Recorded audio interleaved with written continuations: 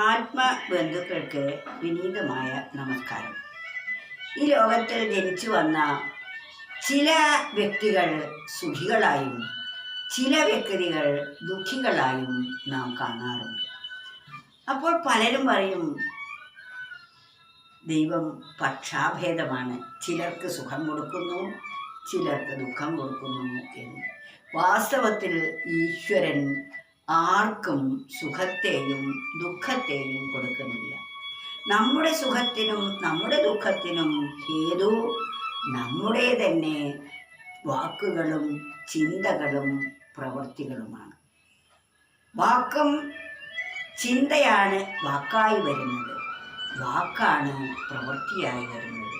ചിന്തയും വാക്കും പ്രവൃത്തിയും നമ്മെ നന്നായില്ലെങ്കിൽ ദുഃഖത്തിലേക്കും, ചിന്ത നന്നായാൽ വാക്ക് നന്നായും, വാക്ക് നന്നായാൽ പ്രവൃത്തിയും നന്നാകും.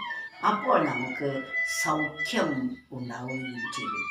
അതുകൊണ്ട് ഒരു കവി പറയുകയാണ്, ഭാഗ്യദൗർഭാഗ്യങ്ങളെല്ലാം തൻ്റെ പൂർവജന്മാർജിതാരൂപം, ഭാവിയെ രൂപപ്പെടുത്തേണ്ടതിന്നത്തെ ജീവിതത്താൽ വേണമാർക്കും. ഇന്നലെ ചെയ്ത കർമ്മത്തിൻ്റെ ഫലമാണ് ഇന്ന്. ഇന്നലെ എന്ന് പറഞ്ഞാൽ ഭൂതകാലത്ത്, കഴിഞ്ഞ കാലങ്ങളിൽ നമ്മൾ ചെയ്തു വെച്ച കർമ്മത്തിൻ്റെ ഫലമാണ് ഇന്ന് നാം അനുഭവിക്കുന്നത്. അത് ഓരോ വ്യക്തിയും ഈ കർമ്മ നിയമത്തിന് വിധേയരാണ്. ഇന്ന് ചെയ്യുന്നത് എന്തോ അതായിരിക്കും നാളെ നമുക്ക് അനുഭവവേദ്യമാകുന്നത്. അതിനാൽ നമുക്ക് ഇന്നലത്തേത് തിരുത്താൻ സാധിക്കുകയില്ല, നാളത്തേത് നമുക്ക് വന്നു ചേർന്നിട്ടുമില്ല. അതിനാൽ ഇപ്പോൾ ഈ നിമിഷം നമ്മൾ എന്താണോ ചെയ്യേണ്ടത് അത് ഏറ്റവും ശ്രേഷ്ഠമായ ചിന്തയും വാക്കുകളും പ്രവൃത്തിയുമാകണം. അതിൻ്റെ രൂപാന്തരമാണ് നാളെ അല്ലെങ്കിൽ ഭാവിയിൽ നമുക്ക് വന്നു ചേരുന്നത്. കുട്ടികൾ ജനിച്ചു വരാറുണ്ട്. ചില കുട്ടികൾ ജന്മനാ തന്നെ അന്ധരായും ബധിരരായും പലതരത്തിലുള്ള രോഗബാധിതരായും കഷ്ടതകൾ അനുഭവിക്കുന്നവരായും എല്ലാം നാം കാണാറുണ്ട്. എന്താണ് അതിന് കാരണം? പലരും ചോദിക്കാറുണ്ട്, ചെറിയ കുട്ടി ജനിച്ചു വന്നപ്പോൾ എന്ത് തെറ്റാണ്, എന്ത് കർമ്മമാണ് ചെയ്തത് എന്ന് ചോദിക്കാറുണ്ട്. പക്ഷേ ആ കുട്ടി ഇവിടെ ജനിച്ചു വന്ന അപ്പോൾ ചെയ്തതല്ല, മുമ്പ് ആ കുട്ടി ചെയ്തു വെച്ചതെന്തോ അതിൻ്റെ ഫലം അനുഭവിക്കാൻ വേണ്ടിയാണ് ഈ ശരീരം എടുത്തു വന്നത്. അതിനാൽ നാം ആരും തന്നെ, ജനന മരണാദികൾ ഉള്ളവർ ആരും തന്നെ കർമ്മത്തിൽ നിന്നും വിമുക്തരല്ല. കർമ്മം അനുഭവിക്കുക തന്നെ വേണം. എന്നാൽ നമ്മുടെ യഥാർത്ഥ സ്വരൂപം എന്തെന്ന് ബോധ്യമായാൽ നാമല്ല കർമ്മം ചെയ്യുന്നത്.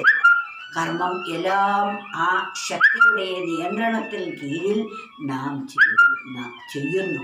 നാമല്ല, നമ്മെ കൊണ്ട് ചെയ്യിക്കുന്നു. ഈ നാം എന്ന് പറയുന്നതും അതും ഒന്നാണെന്ന ബോധ്യം വരുമ്പോൾ നമുക്ക് ഒന്നും തന്നെ നമ്മെ ബാധിക്കുകയില്ല. എന്തും കർമ്മങ്ങളെല്ലാം തന്നെ ജ്ഞാനാഗതി കൊണ്ട് ദഹിച്ചു പോകുന്നു. അത്തരത്തിലുള്ള അവസ്ഥ നമുക്ക് കൈവരിക്കാൻ പറ്റുന്ന വിധത്തിലാണ് നാം ജീവിക്കേണ്ടത്. അതുകൊണ്ടാണ് പറയുന്നത്, ഭാഗ്യവും ദൗർഭാഗ്യവും എല്ലാം തന്നെ, ഒരാൾ ഭാഗ്യവാനായി ജനിക്കുന്നു, മറ്റൊരാൾ ദൗർഭാഗ്യവാന്മാരായി ജനിക്കുന്നു. രണ്ടിനും ഉത്തരവാദി നമ്മുടെ പൂർവജന്മാർജിതമായ കർമ്മങ്ങളാണ്. ഭാഗ്യദൗർഭാഗ്യങ്ങളെല്ലാം തൻ്റെ പൂർവജന്മാർജിതാരൂപം, ഭാവിയെ രൂപപ്പെടുത്തേണ്ടത് ഇന്നത്തെ ജീവിതത്താൽ വേണമാർക്കും. നമ്മുടെ ഭാവിയെ ശോഭനമാക്കി തീർക്കേണ്ടത് ഇന്നത്തെ ജീവിതമാണ്. അതുകൊണ്ട് നമ്മുടെ ജീവിതം ഇന്ന് ശ്രേഷ്ഠമാക്കി തീർക്കേണ്ടത് അനിവാര്യമായ ഘടകമാണ്. നാം ജീവിതം നന്നാക്കി തീർക്കേണ്ടതാണ്. അതിന് പറ്റിയ അവസരമാണ്. ഈ അവസരത്തെ നമ്മൾ ഏറ്റവും ശ്രേഷ്ഠമായ വിധത്തിൽ വേണം വിനിയോഗിക്കാൻ എന്ന് ഊന്നി പറയുകയാണ് മഹാത്മാക്കളെല്ലാവരും തന്നെ.